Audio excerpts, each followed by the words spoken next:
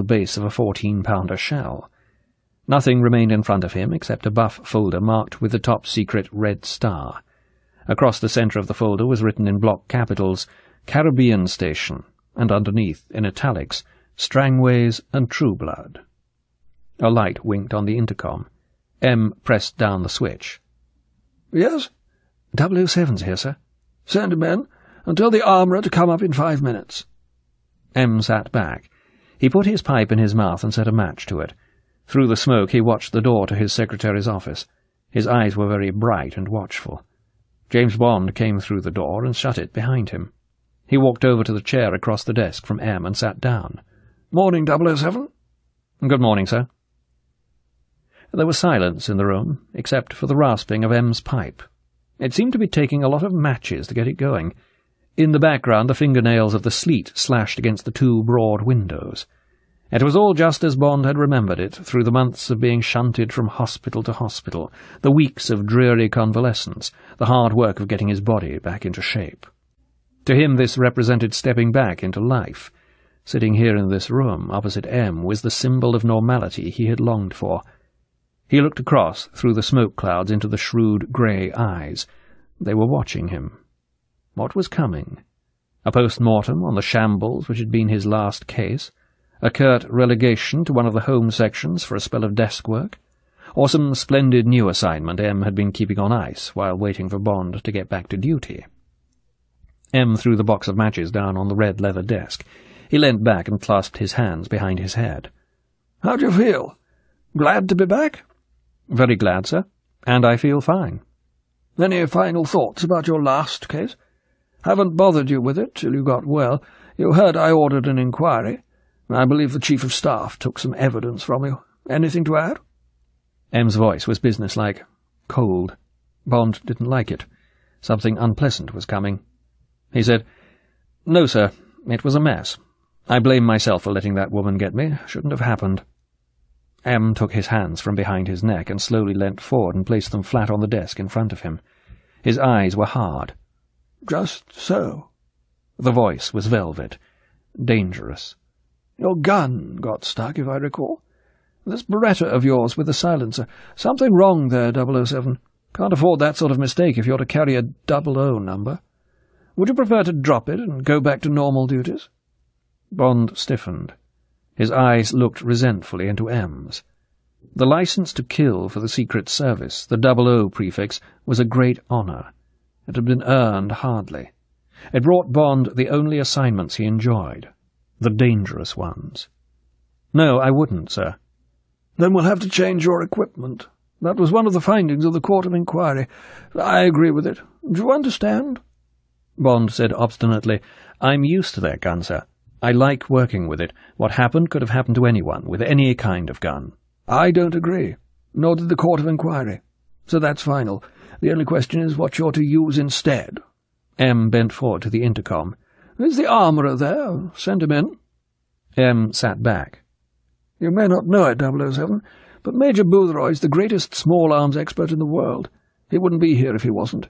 We'll hear what he has to say." The door opened.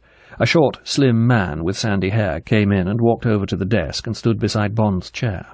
Bond looked up into his face. He hadn't often seen the man before, but he remembered the very wide-apart, clear grey eyes that never seemed to flicker. With a non-committal glance down at Bond, the man stood relaxed, looking across at M. He said, "Good morning, sir," in a flat, unemotional voice. "Morning, armourer. Now I want to ask you some questions." M's voice was casual. "First of all, what do you think of the Beretta, the .25? "Ladies' gun, sir." M raised ironic eyebrows at Bond. Bond smiled thinly. "Really? And why do you say that?" "No stopping power, sir. But it's easy to operate. A bit fancy-looking, too, if you know what I mean, sir. Appeals to the ladies." "How would it be with a silencer?" "Still less stopping power, sir. And I don't like silencers. They're heavy and get stuck in your clothing when you're in a hurry.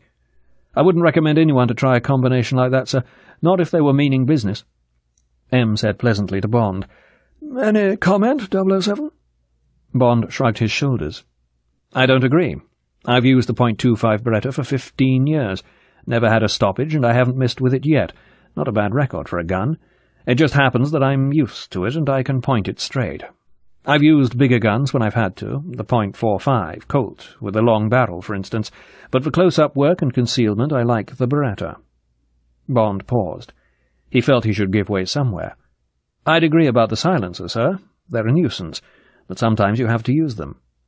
"We've seen what happens when you do," said M dryly. "And as for changing your gun, it's only a question of practice. You'll soon get the feel of a new one." M allowed a trace of sympathy to enter his voice. "Sorry, 007, but I've decided. Just stand up a moment. I want the armourer to get a look at your build." Bond stood up and faced the other man. There was no warmth in the two pairs of eyes. Bond's showed irritation. Major Boothroyd's were indifferent, clinical. He walked round Bond. He said, "Excuse me," and felt Bond's biceps and forearms. He came back in front of him and said, "Might I see your gun?" Bond's hand went slowly into his coat. He handed over the taped Beretta with the sawn barrel. Boothroyd examined the gun and weighed it in his hand. He put it down on the desk. "And your holster?" Bond took off his coat and slipped off the chamois leather holster and harness. He put his coat on again. With a glance at the lips of the holster, perhaps to see if they showed traces of snagging, Boothroyd tossed the holster down beside the gun with a motion that sneered. He looked across at M. "I think we can do better than this, sir." It was the sort of voice Bond's first expensive tailor had used. Bond sat down. He just stopped himself, gazing rudely at the ceiling. Instead, he looked impassively across at M. "Well, armourer, what do you recommend?" Major Boothroyd put on the expert's voice. "As a matter of fact, sir," he said modestly, "I've just been testing most of the small automatics. 5,000 rounds each at 25 yards. Of all of them, I'd choose the Walter PPK 7.65mm. It only came fourth after the Japanese M14, the Russian Tokarev, and the Sauer M38, but I like its light trigger pull, and the extension spur of the magazine gives a grip that should suit 007. It's a real stopping gun. Of course, it's about .32 caliber as compared with the Beretta's .25, but I wouldn't recommend anything lighter, and you can get ammunition for the Walter anywhere in the world. That gives it an edge on the Japanese and the Russian guns." M turned to Bond. "Any comments?" "It's a good gun, sir," Bond admitted. "Bit more bulky than the Beretta. How does the armourer suggest I carry it?" "Burns Martin triple-draw holster," said Major Boothroyd succinctly. "Best worn inside the trouser band to the left, but it's all right below the shoulder. Stiff saddle leather. Holds the gun in with a spring. Should make for a quicker draw than that." He gestured towards the desk. 3/5 of a second to hit a man at 20 feet will be about right. "That's settled, then." M's voice was final. "And what about something bigger?" "There's only one gun for that, sir," said Major Boothroyd stolidly. "Smith & Wesson Centennial Airweight, revolver, .38 caliber, hammerless so it won't catch in clothing. Overall length of 6.5 inches, and it only weighs 13 ounces. To keep down the weight, the cylinder holds only 5 cartridges, but by the time they're gone—" Major Boothroyd allowed himself a wintry smile. "Someone's been killed. Fires the .38 S&W Special, very accurate cartridge indeed. With standard loading, it has a muzzle velocity of 860 feet per second and muzzle energy of 260 foot-pounds. There are various barrel lengths, 3.5 inch, 5 inch. All right, all right." M's voice was testy. "Take it as read. If you say it's the best, I'll believe you. So it's the Walter and the Smith & Wesson. Send up one of each to 007, with the harness, and arrange for him to fire them in, starting today. He's got to be an expert in a week, all right? Then thank you very much, armourer. I won't detain you." "Thank you, sir," said Major Boothroyd. He turned and marched stiffly out of the room. There was a moment's silence. The sleet tore at the windows. M swivelled his chair and watched the streaming panes. Bond took the opportunity to glance at his watch. 10 o'clock. His eyes slid to the gun and holster on the desk. He thought of his 15 years' marriage to the ugly bit of metal. He remembered the times its single word had saved his life, and the times when its threat alone had been enough. He thought of the days when he had literally dressed to kill, when he had dismantled the gun and oiled it and packed the bullets carefully into the spring-loaded magazine and tried the action once or twice, pumping the cartridges out onto the bedspread in some hotel bedroom somewhere around the world. Then the last wipe of a dry rag, and the gun into the little holster, and a pause in front of the mirror to see that nothing showed. And then out of the door, and on his way to the rendezvous that was to end with either darkness or light. How many times had it saved his life? How many death sentences had it signed? Bond felt unreasonably sad.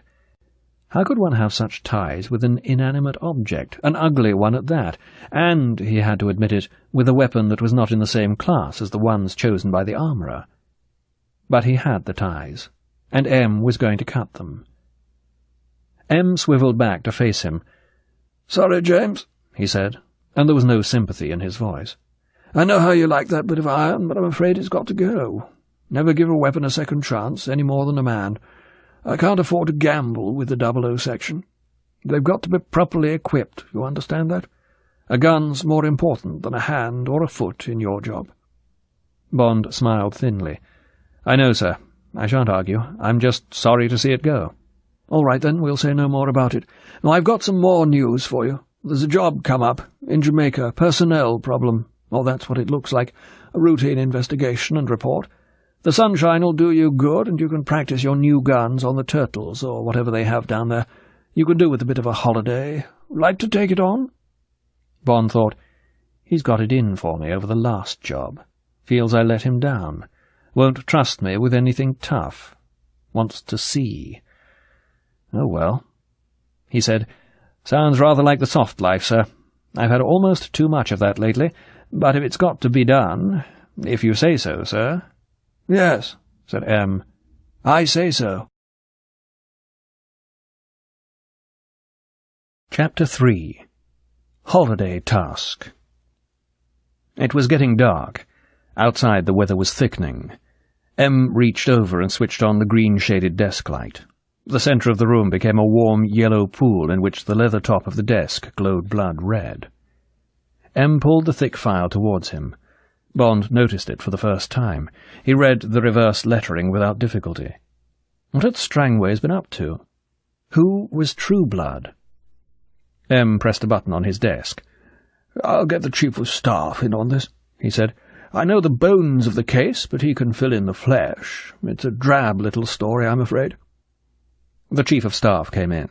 He was a colonel in the Sappers, a man of about Bond's age, but his hair was prematurely grey at the temples from the endless grind of work and responsibility. He was saved from a nervous breakdown by physical toughness and a sense of humour.